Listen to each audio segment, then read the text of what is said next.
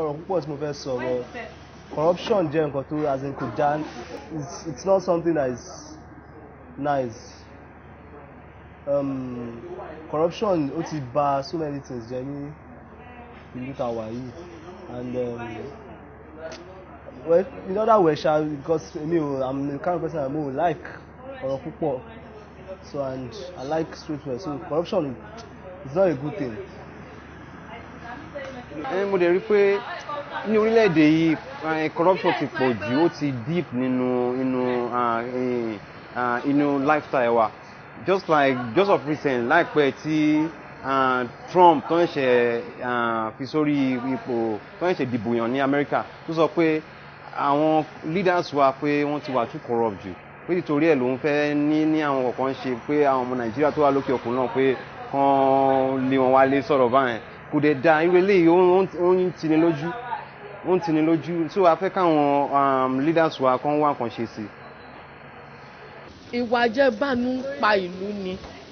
ó ń pa ìlú ó ń pa orílẹ̀-èdè ó ń pa ilé ó ń pa ìdílé pàápàá tẹ́ bá wò dáadáa wọ́n fi ẹ́ síbì kan ojú ọ̀gá ń bẹ̀ okòwò kòkò jẹ owó tó yẹ kó o fi ṣe àwọn yòókù ìlú lóore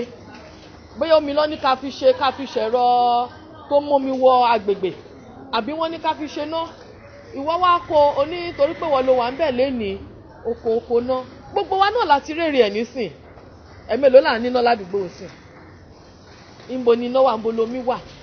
ọwọ́ ara wa la tún wá fi ń ṣe kí ni la tún fi ń fúnra wa ní nǹkan tó yẹ kí ìjọba ṣe fún wa ṣùgbọ́n nǹkan tí mo mọ̀ ní wípé ohun tó kọjú sí èmi á kọ̀yìn sẹ́lòmí ṣùgbọ́n tó bá máa padà wá kọjú sí wọ tó oko jẹ àti ìdílé àti wọ gbogbo yín láàánú yín ṣe láàánú wa máa ṣe torí pé gbogbo àwọn tó ṣe lánàá wọ́n ń jìyà ẹ̀ lénìí gbogbo wa náà la mọ̀ kó a gbọ́dọ̀ máa dárúkọ mọ́ àti rí lọ́ba lólóyè àwọn sàràkí ìlú tó jẹ́ lénìí ẹjọ́ wá wí tiẹ̀ ni wọ́n ń ṣe. Corruption ó pé ní oríṣiríṣi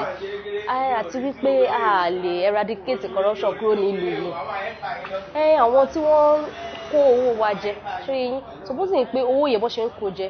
wọ́n ń dá padà sílùú ṣé you get tó fi ń tún ìlú ṣe àbí àwọn tí wọn ò níṣẹ́ lọ́wọ́ àwọn tí wọn ò ní ibi tí wọ́n ń gbé gbogbo àwọn tó ń sùn sójú títì yẹ gbogbo àwọn tó ń embezzle owó yìí kó máa kó owó yẹn wá sí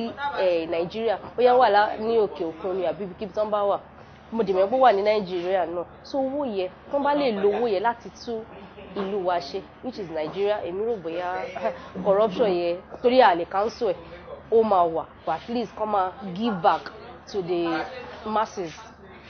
so yẹn so nǹkan tí mi ò pa nǹkan tí ò dáa gbáà ni nítorí pé kí ni àwọn tó ń ṣe ìmọ̀tara ẹni nìkan òun ló jẹ́ kó máa ṣe bẹ́ẹ̀ nítorí pé ẹni tó bá nífẹ̀ẹ́ ọmọlàkejì ẹ̀ kò ní fẹ́ jẹ kílẹ̀ fẹ́ kí àwọn ẹlòmíì